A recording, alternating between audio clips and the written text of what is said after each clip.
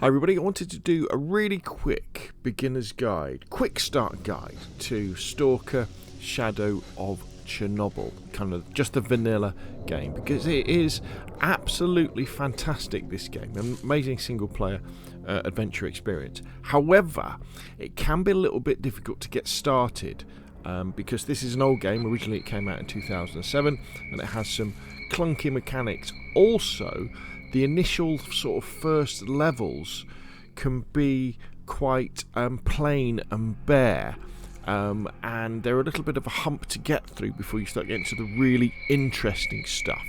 So, tell you what, let's have a look at the map and just kind of have a better idea of really what's going on here. So, you'll have watched the opening cutscene, so you know that you've been found, you've lost your memory, and you're starting off in this little village, and you're inside the Chernobyl exclusion zone.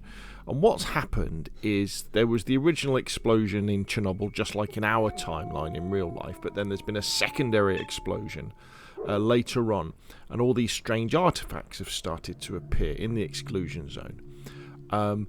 And the army have cut the exclusion zone off from the outside world, but there's these people called Stalkers who come into the exclusion zone to find artifacts to make their fame and fortune, if you like. And within this exclusion zone you have the army, you have lots of different factions, you have mutated animals, you have monsters, you have these strange anomalies that you'll see that kind of look like atmospheric anomalies sometimes, or lightning, where if you get too close to them they can do severe damage or even kill you. You have radiation and stuff like that. And it's all played out on this kind of pseudo open world map. I call it pseudo... Hello, someone's firing some machine guns for some reason. I call it pseudo open world because the way it works is you kind of spawn in and you'll like I'm kind of here, and you'll go through the village area and you'll do quests and missions in this area, and then you'll get to something like here with these little kind of markers, and what happens is when you go here you kind of load into the next section of the map. So it's not like you can walk from here to here, there's a loading point there. But remember, this game came from 2007, so that's going to happen. So there's loading points here, loading points here, loading points here. Now, as far as I'm aware, in vanilla Stalker Shadow of Chernobyl, there's no fast travel either. So a big part of this game is inventory management. It's not like you can put something into a stash in the starting village and then zip back here to pick it up. You know, you're going to be walking a long way all the time. Now, the way that the kind of game progresses is you'll start off in the starting area, you'll talk to the NPCs, and you'll do various quests and missions that can involve finding things, killing people, clearing areas, that sort of stuff. And then you'll start to sort of head north, and you'll clear these different areas, and then you head further north and you get to these even more interesting areas with the kind of the ultimate ending. Well, I guess ending will be eventually we're going to end up in the Chernobyl nuclear power plant. As we go along, we're going to be uncovering the storyline, but as with most open world kind of adventure games, most of the fun is to be had in the side quests as well, because Shadow of Chernobyl has this amazing AI system for an old game, whereby as you're wandering around, the NPC AI, whether that be people or monsters, will be wandering around as well and sort of interacting with each other and start killing each other and shooting each other and that sort of thing. So the important thing is at the beginning, when you're in the initial areas, is talk to Wolf, talk to the trader where you came out in the bunker, and talk to other NPCs and pick up quests. Now remember, this is a very hard game as well, so I'd recommend in the options in gameplay start off on novice. Absolutely, because even on novice, gunfighting when you come up against enemies with guns can be very challenging, and if an enemy unloads a clip into you, that's it, you're dead. And at the beginning you only have a pistol, so there's not much you can do about that. So you're going to be doing lots of saving. So every few minutes, save the game. Before you go into a dangerous situation, save the game. When you get through a dangerous situation and you take your breath, save the game. All that sort of thing. So let's have a quick look at a character where I'm a little bit more further in the story, so we can talk a little bit more about the inventory and different things that come along. So what we were looking at there was PC. Ooh. So let's go to my last save here. So this character is a lot further along. I wonder if we can just go somewhere that's a little bit maybe safer, because there are enemies in this particular area and they may decide to attack me. So let's go over here on top of... Yeah, we can stand here. That way, if anybody comes up on us while I'm explaining things, we'll be okay. So, if we look at the map now, we can see... If I oh, hello.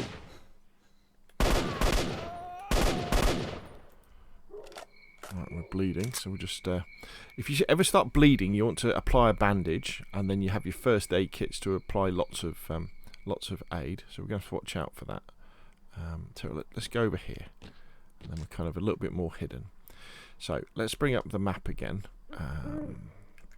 So as you can see, this particular character, I'm up here, and we started off... Where were we? There. So that's Cordon when we started off, and my character is now all the way up here in this particular area here. And as I've been going along, I've been doing quests and talking to NPCs in all these different areas, uncovering the story that I'm trying to follow. And if we take a look at my character's inventory now, you can see lots of the cool stuff I had before. So whereas I just started off with a pistol, and those first areas are incredibly difficult because you only have a pistol and a knife, now I've got this rather lovely AK with a sight on it. I've got this 50 cal, I think it's a 50 cal pistol, or that's a 50 cal pistol, one of them is. And then I've got this amazing British assault rifle, which is very, very nice. Then if we look in my inventory as well, I've got energy drinks that help me with endurance. I've got anti-radiation drugs, so if I need to go through a radiation area, or if I've got radiation poisoning, I can take those. I've got food, so you know when you get the knife and fork icon appear, I can eat that as well. We've got grenades, we've got a boar's hoof, and we've got a bloodsucker tentacle, so these are things I can sell to traders for money.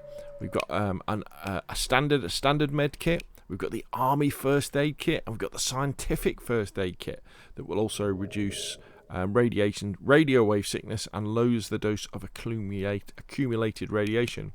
I've got the Viper 5 SMG. I've got this sawn-off double-barreled shotgun, and then we've got those things. And my character itself is wearing this rather nice Stalker suit, which although isn't anything special at the moment, it's better than the starter suit I have, so it protects my character more. And so if you look down below, if you can see the various stats that this character has. Now, the way that you can affect your character's stats as well is with these things in the top right hand corner of the screen. So let's just take them off so you can kind of see. Let's take that off. Okay. So, that top right hand box is things that you can have on your belt. And as you're wandering around, and you'll find these things on the ground near anomalies, or people have them on, or you can buy them, you'll find these little things. I don't know what the official description is, but what you can do, these are like buffs that you can add on your belt, and they will improve your character, but normally at a cost. So, for example, this thing, the Thorn. The result of the interaction between the anomaly burnt fuzz and the body of a careless stalker. The Thorn artifact pokes the body of its owner no matter what, but it also helps clean the body of radionuclides. So if I were to have one of those on my body, my radiation protection would be better by 10, but I would start bleeding.